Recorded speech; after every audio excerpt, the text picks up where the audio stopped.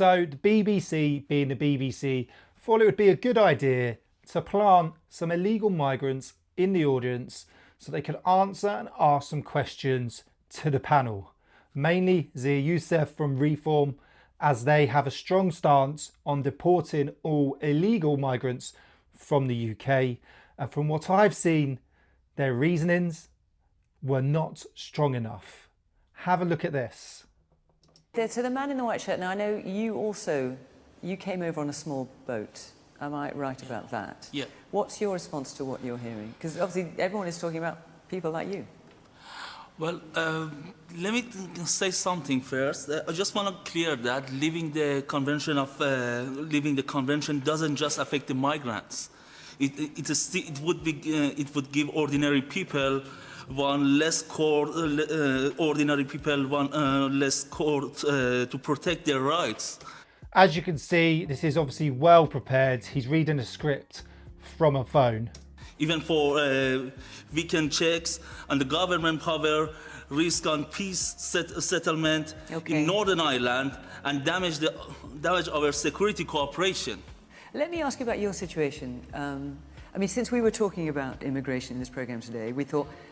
Northern Ireland has nothing to do with this. They've got issues going on as well. For those that don't know, a lot of them sometimes do end up in Northern Ireland and then try and make their way across the UK, or they end up staying in Northern Ireland. So they've got massive issues as well, part of obviously Britain and, you know, England, Scotland and Wales. So there's regular, you know, occurrences of them getting into Northern Ireland and then trying to come back to the UK. And then when the Rwanda policy was coming in, they were all actually trying to make their way over to Northern Ireland and Ireland to get away from being deported to Rwanda. And we would be talking about people like you. We would see if there were, you know, 2 or 3, 4 people who wanted to come along who are in that situation. And I know you are. So you, because I talked to you beforehand, you came from Iran. I just wonder what you think of this idea, because one thing that the government is talking about is if, and a number of parties are, if the countries are safe, they become safe once you have left them, in your case, Iran. Okay. Would you be then happy to go back? Well, there's 2 points which we need to take care about them. First of all, okay, physically, if Iran is safe, the regime changed, there is a regime change in Iran, okay, that's safe for people like me to go back to Iran. But the second thing which we need to take care about it is, for example, for me, I have a 4-month-old daughter, so she born here, and she's growing up here. She will growing up here, learning English, learning how to read and write English, and she won't know how to read and write Farsi or even speak Farsi. So you wouldn't want to go back with your family? Yeah. I'm going to put a point out there right now. So his point is, if obviously they stay in Iran, UK, and then Iran becomes safe for him to go back, then obviously they should be deported back to their country because it's safe. Comment below if you agree on that. I do agree. His daughter will not be able to do that because she will not be able to read or write or speak Farsi because she will be brought up in the UK. So first of all, if both of them, if you don't know this as well, so if his daughter is born from both Iranian parents, I'm not fully sure on the understanding, but if the mother and the father are both Iranian and they do not have indefinite leave to remain, or they're not settled, or they're not British citizens, then the daughter is not a UK citizen. So the daughter can be deported back.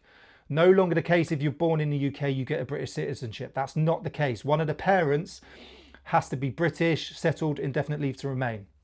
So that's not the case. Secondly, he's English, he's struggling. And I know for a fact, a lot of people where both parents are basically from another country, bring that child up with that country's traditions, culture and language. You hear it when you're out and about. These children are bilingual because it's the best time to teach them. So when that child is only 4 months old, I guarantee you they're not teaching that child English. They will be speaking their native language at home. Even after, let's say, after 5 years, a government from Mr. Zia Reform which came originally from a migrant family, came tell me to go back to your country. What will happen to my daughter? You think? Like I said, your daughter will go back because your daughter, unless the mother is British, which we don't know, he's an illegal migrant, so most probably not, but maybe. And if the mother's British, the daughter and mother will stay in the UK. He will be deported back to Iran.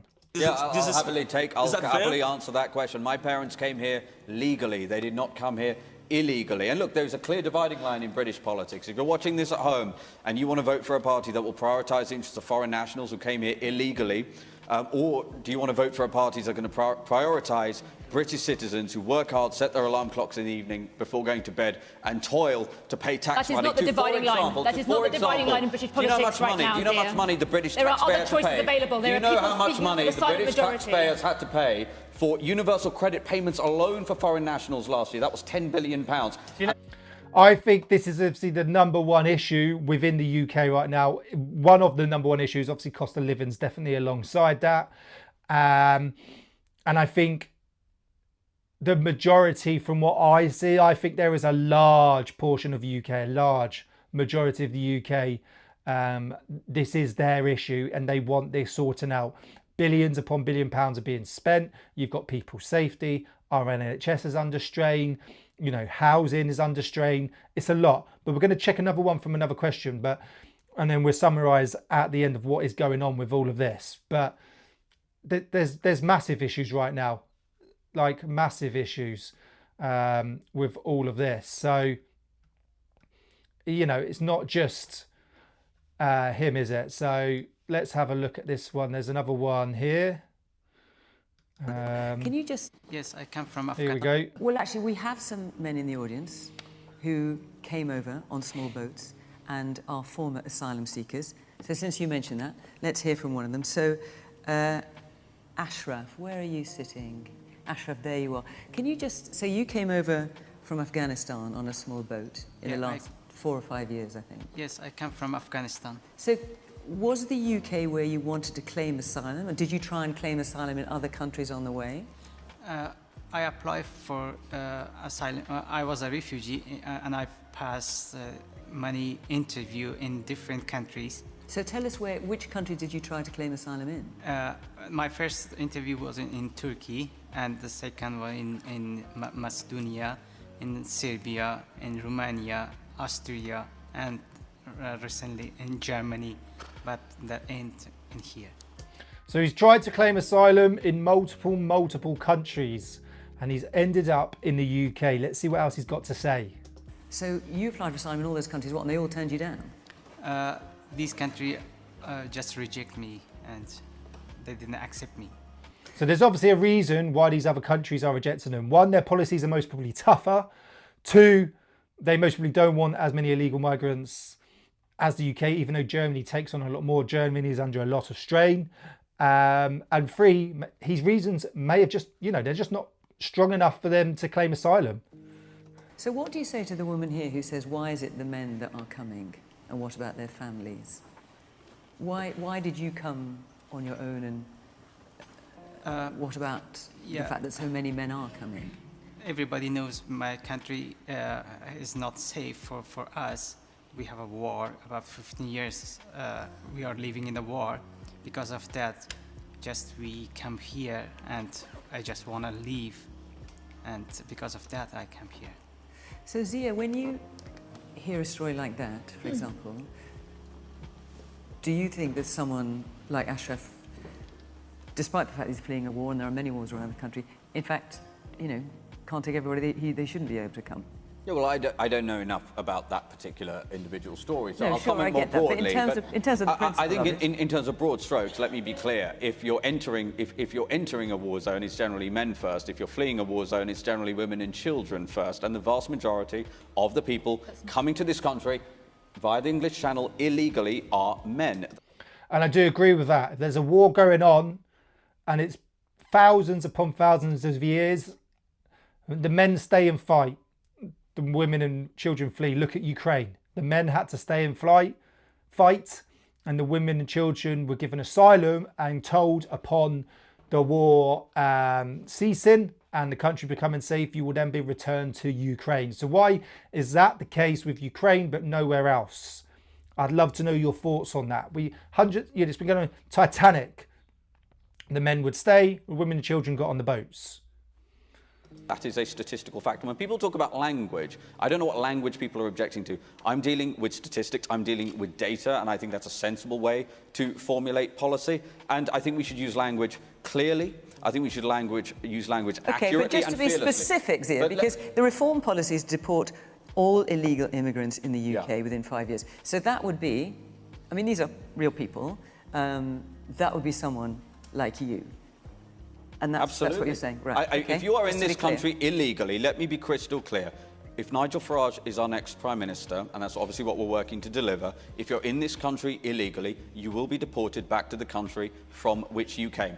Over 170,000 people have arrived in this country illegally since 2018. Most of that work was done by the Tories, sadly, and that is more people than arrived on the beaches of Normandy on D-Day. I have used the word invasion before, and people might object to that term, but the dictionary definition of an invasion is an unwanted incursion into a space of land. And I don't know what to describe it. 170,000 people arriving. By the way, what are the countries from which they are coming? They're coming from Syria, they're coming from Afghanistan, they're coming from Iraq, they are coming from Iran, not countries that have a track record of having Britain's interests at heart. The British state exists to serve the British people.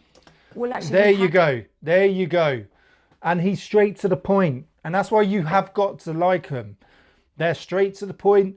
Reminds me a little bit of what's going on in America at the minute. Straight to the point. And it's data fed. It's statistics. No one's making anything up. It's statistics. And I like the way he gave the definition of what an invasion is. Okay? But he is saying, if you come here illegally, then you will be deported. As you can see, very, very far left leaning. They're not happy with his answers. They've got him into the panel, into the audience. They've planted him in. And he's responded with very well, Zia Yusuf, I think. I think there's a lot of wars going on around the world. There is a lot. But as sad as it is, ultimately, there's a few countries, and UK being one of them, they're all fleeing to a few countries within Europe. They cannot take on everyone and everyone's else's problems. It's just not doable. We can't even sustain ourselves at the minute. People are struggling to live as it is. We don't have housing. So let's deal with the root cause of the problem in where their countries are, or they go to the next safest country in and around them. Iraq, Afghanistan, Iran, which, you know, all Muslim countries are very close to Oman, Saudi Arabia, Qatar, and other places. They're all safe, and the languages are very similar. The traditions, the cultures are very similar. But they're traveling thousands upon thousands of miles away. They're making a dangerous trip on a boat. You know, there's so many other countries in and around them that they could stop in shortly until their countries become safe. And a lot of time, yes, the countries have been at war, but they are no longer as dangerous as what they're making out.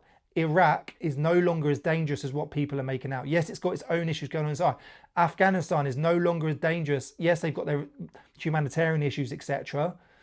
But there is no countries in there fighting a war against the Taliban. The Taliban now rule Afghanistan. They just don't want to be ruled by the Taliban. Iraq, you can fly to Iraq now. You can fly to Iraq. And other countries are exactly the same. They just don't want to live like that. So then you have to come into the country legally and then look to claim asylum and make a living for yourself. That's all people are saying. That's all Zia Yusuf and Reform are saying. But for BBC to do this, knowing that these people are in the country illegally, and then try and sort of ambush Zia Yusuf, which he comes back, I think, with very strong answers, is just ridiculous and crazy. But I'd love to know your thoughts on this. So please do comment below. Thanks for watching. Don't forget to head over to combatreadyhq.co.uk. Check out amazing tasting coffee, and I'll see you soon.